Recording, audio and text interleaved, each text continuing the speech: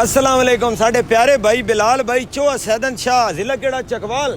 जिला चकवाल चो साढ़े कोल आए हुंडई पोर्टर लैके ते असें इन्हां दी हुंडई पोर्टर तैयार कीती इत्थे पंप ते नहीं तैयार कीती है पंप ते वैसे वीडियो वास्ते आया क्योंकि हुण वर्कशाप दे उत्ते जेड़ा ना बहुत रश आई दूजा जेड़ा ना कोई तरतीब ना ही पई बनदी ते इन्ने बात असीं इत्थे पंप ते आ गया ते असें इन्हां दी हुंडई पोर्टर तैयार कीती ने तुहाडे सामने बहुत ही खूबसूरत अगला सेफगार्ड भी लाया इन्हां दा बहुत अच्छा सेफगार्ड लाया सुल्तानी आयरन स्टोर इन्हां हाली गड्डी दे नंबर कोई नहीं लवाया आयरन स्टोर इन्हां दी दुकान दा नाम है ते बाद मैं आख चलो इस दी प्लेट बनवा लो बाकी सेफगार्ड अच्छा लग गया ते अगे इन्हां दी 36 स्टील दी लाई ने ओरिजिनल नॉन मैगनेट स्टील दी 36 ला छोड़ी क्योंकि दी साइडां मा स्टील दियां नवाते दे नाल मैचिंग कीती है उं तो इन्हां दूई ला के देनी आई लाटू बत्तियां वाली ठीक हो गया जंगले दी हाइट तुहाडे सामने 38 इंच है मतलब 3 फुट ते 2 इंच है बाकी टूल बॉक्स भी लग गया 38 इंच हाइट दे स्टील दी साइडां ला के अंदर वेखो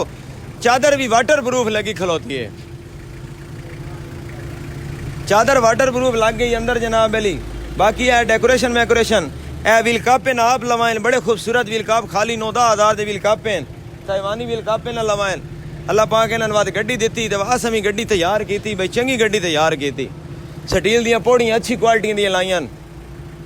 उस तो बाद आ जा हुण बैक ते बैक उस नालों भी खूबसूरत तैयार है बिलाल भाई और दी गड्डी दी जनाब अली कट वाला पैदान लाया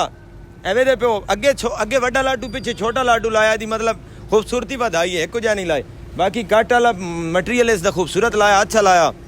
इन्हां बैक कपड़ा जड़ा ना इस दफ़ा कोई नहीं लवाया हर गड्डी ते ब्लैक कपड़ा लगे होंदा तुहानूं पता बाकी फै मंगनी भी तुहाडे सामने बड़ी खूबसूरत फट्टे दे नाल मैचिंग कर छोड़ी है ते तुहाडे सामने गड्डी तैयार हो गई है साइड नूं विखा दो जी बैटरी प्लेट वगैरह हर चीज़ लग गई है अंदरों पोशिंग भी बड़ी खूबसूरत हो गई है ठीक हो गया अंदरों पोशिंग भी बेहतरीन हो गई वैक्सीन ही हो गई आओ बिलाल भाई आओ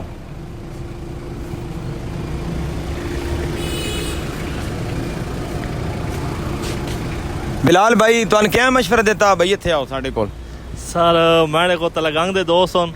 अच्छा उन्हें मशवरा देता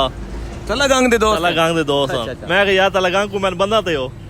उस आखा भी यार मैं बंदे ना राब्ता करना उस बंदे ना राब्ता की तो उस आखा यार तू यकूब को लगा हुआ है जे गड्डी रखनी है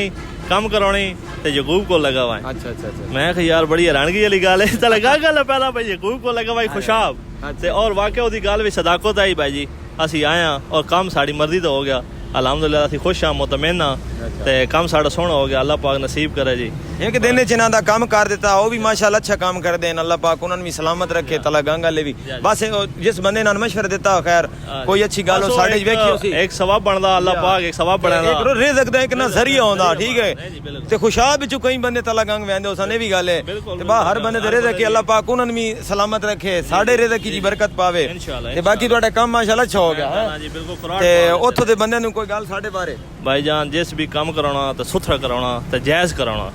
ओ बाशों कोई और मुंह मारा नहीं जी को असी पंजाबी चाहते हैं मुंह मारे कदाई बाहर मुंह ना मारे सीधा जनाब यकूब बाड़ी मेरे को आ जाओ इंशाल्लाह तसल्ली वाला काम हो